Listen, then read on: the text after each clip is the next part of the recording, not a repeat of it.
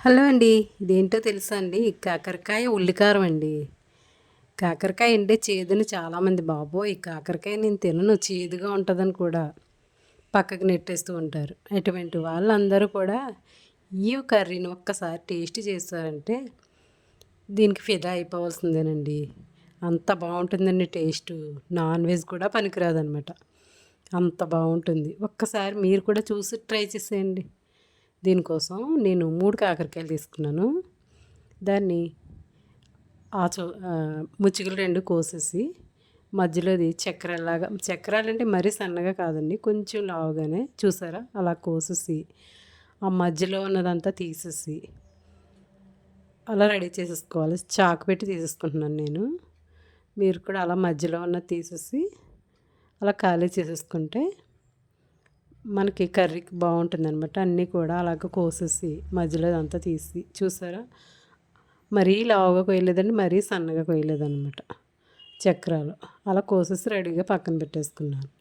ఈలోపు స్టవ్ వెలిగించి non stick pan పెట్టుకుని అందులో ఒక స్పూన్ ఆయిల్ వేసానండి. ఆయిల్ కాగిన తర్వాత కొంచెం జీలకర్ర వేసి వేయించుకోవాలి. జీలకర్ర వేగిన తర్వాత ఉల్లిపాయలు చిన్న ముక్కల కింద కట్ చేసి రెడీగా ఉంచుకున్న ఉల్లిపాయ ముక్కలు అందులో వేసేసుకుని ఆ ఉల్లిపాయ ముక్కలు కూడా అందులో వేసేసుకుందాం. బాగా వేగాలండి ఉల్లిపాయ. ఎంత బాగా వేగితే మనకి అంత బాగుంటుంది అనమాట టేస్టు కాకరకాయ ఫ్రై. అది వేగిపోయిన తర్వాత అందులో మనం కొంచెం పసుపు వేసుకుందాం. పసుపు కూడా వేసేసుకుని మళ్ళీ అంతా కలిసేలాగా ఒకసారి అంతా అక్కడ కలిపేసుకుందాం. స్టవ్ మట్టుకి మీడియం ఫ్లేమ్లోనే పెట్టుకోవాలండి. అది స్లో మీద మగ్గితే బాగుంటుందన్నమాట. వెల్లుల్లిపాయలు రేకల కింద తీసేసుకుని చితగ్గొట్టేసుకుని అందులో వేసేసుకుందాం. అవి కూడా బాగా వేగాలి. స్టవ్ మీడియం ఫ్లేమ్లో పెట్టుకుని బాగా వేయించేసుకోవాలి. అవి ఎంత బాగా వేగితే కర్రీ మనకు అంత బాగుంటుందన్నమాట. స్టవ్ మీడియం ఫ్లేమ్లో పెట్టుకుని అలా వేస్తూనే ఉండాలి. కొంచెం చింతపండు వేసుకుందామండి. చింతపండు కూడా వేగి దాంట్లో వేసేసుకుని మొత్తం అంతా కలిసేలాగా కలిపేసుకుందాం. చింతపండు కూడా అందులో కలిసిపోవాలన్నమాట. ఆ వేడికి చింతపండు కూడా అందులో కొంచెం కలిసిపోతుంది, మగ్గిపోతుంది కదా. కదుపుతూ ఉంటే సరిపోతుంది. మనకి వేగిపోయిన తర్వాత ఒక ప్లేట్ తీసుకుని అదంతా కూడా ఒక ప్లేట్లోకి తీసేసుకుందామండి. ఇప్పుడు మళ్ళీ అదే పాన్లో ఇంకో 2 స్పూన్లు ఆయిల్ వేసుకుని మనం కాకరకాయ ముక్కలు రెడీగా ఉంచుకున్నాం కదా, అవి కొంచెం వేగనివ్వాలి. స్టవ్ మీడియం ఫ్లేమ్లో పెట్టుకుని కొంచెం బాగా వేగాలన్నమాట. అలా వేస్తూనే ఉండాలి. అందులో మ్యాక్సిమం మగ్గిపోవాలన్నమాట కాకరకాయ ముక్కలన్నీ కూడాని. కాకరకాయ ముక్కలు బాగా మగ్గాలండి.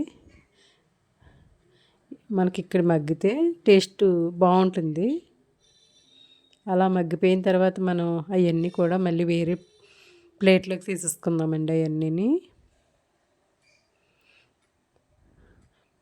మొత్తం అన్నీ ప్లేట్లోకి తీసేసుకుని మళ్ళీ స్టవ్ వెలిగించుకుని పాన్ పెట్టేసుకుని అందులో కొంచెం శనగపప్పు, కొంచెం మినప్పప్పు, కొంచెం ధనియాలు వేసుకుని వేయించుకోవాలన్నమాట. స్టవ్ మీడియం ఫ్లేమ్లోనే పెట్టుకోవాలి. బాగా వేగాలి ఇవి కూడాని. స్టవ్ మీడియం ఫ్లేమ్లో పెట్టుకుంటే చక్కగా వేగుతాయండి. అది మాడితే దానికి టేస్టే మారిపోతుంది.